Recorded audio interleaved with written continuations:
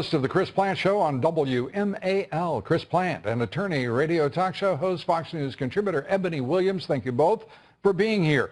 Let me start with Trump. The Washington Post in a news article, Chris, saying that with great pride that the Mexican government going after Donald Trump with everything they've got, their headline is Mexico standing up to this one gringo named Trump. I mean, what in the world is going on? I love it.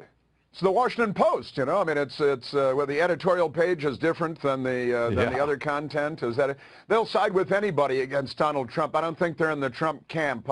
I base this on my reading of their editorials and so on. But honestly, Mexico is going to come after a U.S. presidential candidate, and the Washington Post is on the side of Mexico. Yeah. These are interesting times in which we live, are they not? Yeah, one citizen up against a government, and the Washington Post sees it as an act of immense courage by the government of Mexico, Ebony.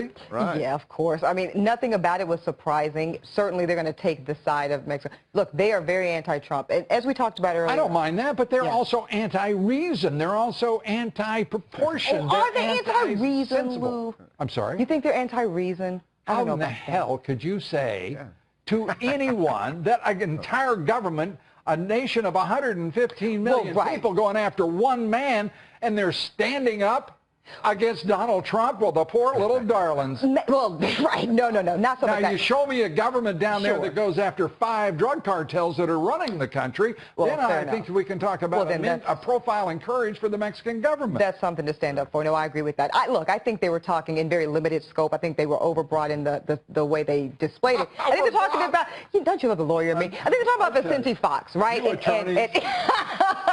think they're talking about Vicente Fox and his obviously very abrasive and adversarial way in which he's going to be dealing with Trump. He's also, by the way, very cowardly. I want to be very clear about this, because he, after agreeing to debate me on illegal immigration and border security, didn't do it. Didn't do it. I don't like that. Ran. I don't like that, Lou, at all. No, I didn't either. Oh, they're also, you know, Lou, they're swapping out their ambassador here in Washington with someone who's much more aggressive, who's going to go on the watch for him on the Sunday morning talk shows, because he's being sent up here like a cartel hitman to go after Donald Trump. And I'm sure that George Stephanopoulos and Chuck Todd would love to have him on, and they'll never interrupt him. They'll just tee it up, say thank you for being here when he's done with the character assassination. And he's going to try to build a case that you don't want Donald Trump because the Mexican government will be angry with the president. Besides the national liberal media, would give the government of Mexico, oh yes, I forgot, and the Obama administration would give the government of Mexico carte blanche to intervene in U.S. presidential politics. That's true, Lou, but are we not going to acknowledge how good this is politically for Donald Trump? He gets to bolster his argument that the world is absolutely afraid of a President Trump. This feeds totally into the Trump narrative. I think it's a very good media political thing for Donald Trump. Ebony, just as Mexico had planned. Just as they had planned. Well, I got to tell you, they better get that checkbook ready. I mean, if Ebony is right about this, get that checkbook ready. Hey, I say good luck. I say good luck to him. If he can get them to pay for that, Lou, God bless him.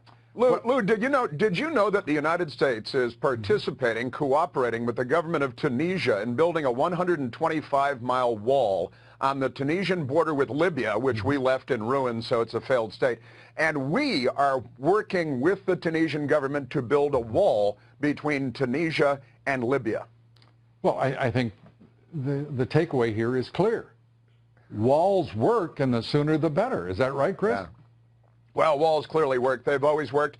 And apparently the Obama administration believes it'll work in Tunisia to keep the terrorists in Libya, the failed state there that the Barack Obama administration and Hillary Clinton created, to keep the terrorists out of Tunisia so they won't have any more massacres on the beach. But apparently they think a wall will work there. Yeah.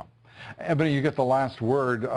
You know, it's sort of nice to see the administration take ownership of the concept of a wall. Yeah, I have to say, I didn't know what Chris was speaking of. That's disappointing at best. And look, disappointing. Yeah, well, yeah, because that's nonsense, right? You know, look, I don't think the wall thing is the biggest, you know, most economic way to do it. But that's fine. We'll see. The Tunisians don't think it's nonsense. Chris Plante, Ebony Williams, I would love to continue this, and we shall another time soon. Thank you both. Appreciate it.